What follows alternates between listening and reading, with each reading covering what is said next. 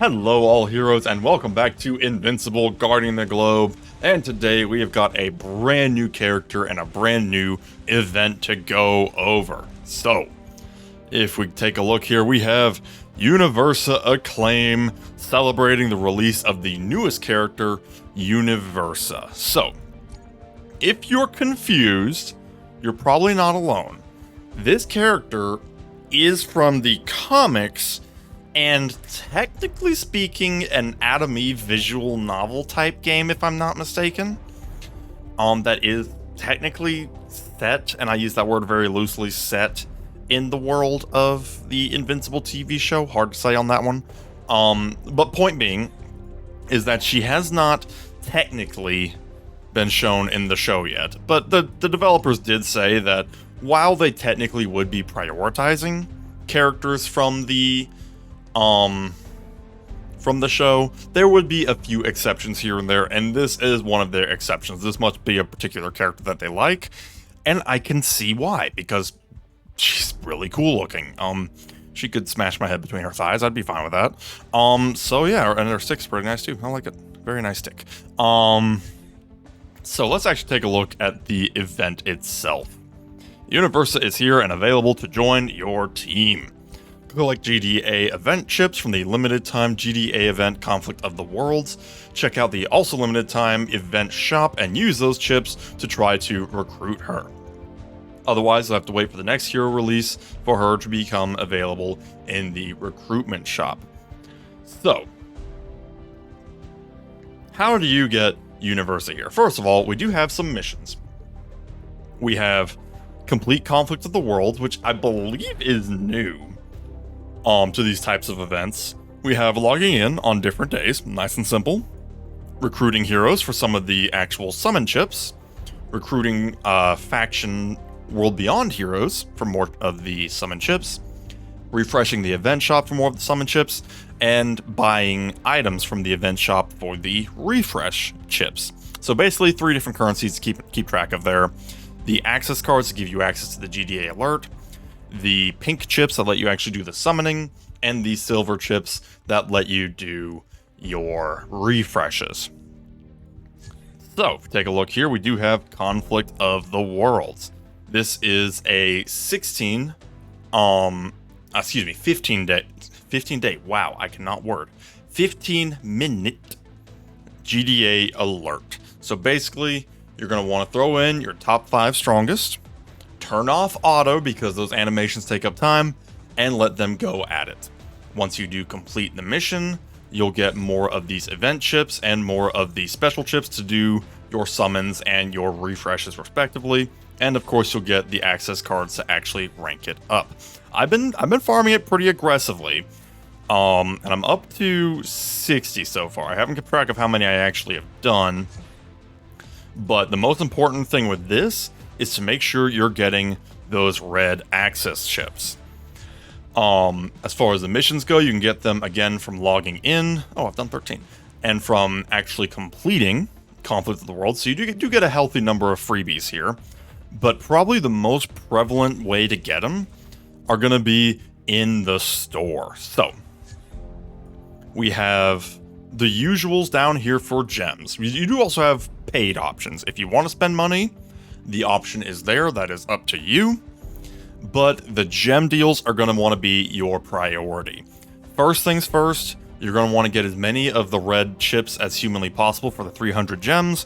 That is pretty much going to be your single best deal, followed closely by probably the 1,200 gem deal, just because you do get the chip to get more more event chips and special chips, as well as 300 of the pink chips and 10 of the silver chips. Also, you do have, it's a bit more expensive, but you can get more of the pink chips for 450 gems, and then just if you want some more refreshes, try your luck. For 80 gems, you can get the actual refresh chips. And of course, like I said, there are paid options up here. Usually, kind of something to keep in mind, Usually the last 24 hours or so, they give a deal that's usually a slightly better value, not setting any records, but a little bit better, just kind of something to keep in mind. They kind of shuffle through a couple every day or so, and then you've got the main ones over here that you do have a limited number of purchases on. Nothing crazy in this shop. This is just usual stuff, and no good values here. So you're just going to be wanting to stick to this. If you're choosing between buying gems or spending money on one of these bundles for the sake of specifically getting characters in this event, it's more efficient to spend money on these bundles. I mean, unless a really good offer pops up, which sometimes happens, but by and large, buying 1,200 gems is gonna be more expensive than just getting the little $10 pack outright, which gives you almost the same stuff, if not even more. So just kind of just some shopping tips there. Nothing crazy. Then again, if you're completely free to play, you're not looking at this stuff anyway. You care just about the gems. In which case, start with this one here for the 300 gems. Buy that 10 times, and then maybe get some of these. I did get one of these because I desperately needed the pink chips because I actually got a double really early on. So just play it smart there. Know what it is you need to do. Now, I have a sneeze. And with that out of the way, we're going to talk about the actual event shop. So, if you've done the Doc Seismic event or the Battle Beast Allen events from back in the beginning, you know basically how these work. We have its very own shop here and its very own currency. The pink tickets here, the pink chips, are what you actually use to summon your heroes. To get one is 50, or you do get the discount if you just sweep the whole board. And then to refresh, instead of using gems, you want to use these silver chips. That's the only option aside from the daily free refreshes that you do get every time there is any kind of a daily reset. You get the usual free refreshes. However, this one is a little bit different from its previous iterations, and that is because this shop has a shop level as you do summon, and it cranks up pretty quick too. Like you saw how far I've gone. I've done 13 of the GDA alerts, and I have not even spent all of my currency by a long run, and we're actually up to shop level 4. Let's talk about those odds. Starting out, you have an only 0.2% chance of getting Universa. That means it's like a 1 in 500 chance you're going to get her. That's low, so you're not going to want to worry about her at the beginning. However, we've got a 3% chance of getting either Battle Beast or Alan the Alien. Only the two of them. That's not shared with anybody else. It's literally just Alan and Battle Beast, which I'm going to go in depth on this in a future video. But this right here is massive, that it's 3% for only 2 characters, and that's at shop level 1. To give some context, this is let's say like Alan, 1.5%. If we go to the regular recruitments at shop level 6 where I'm at now, the chance of you pulling an Alan is microscopic in comparison, 0.36. Even if you go all the way up to 10, you're barely scratching 0.5 per character.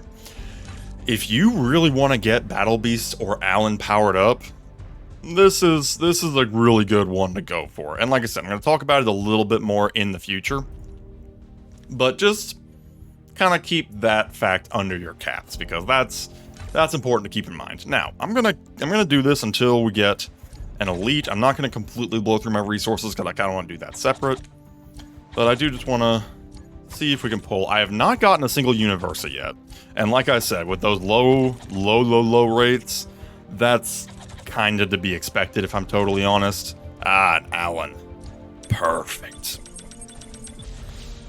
If you're trying to decide between doing the singles or doing the purchase all items, I'd recommend only doing the purchase all items if you see at least 2 elites, because then you're much more likely to need to clear the board anyway. It's harder to get lucky at that point.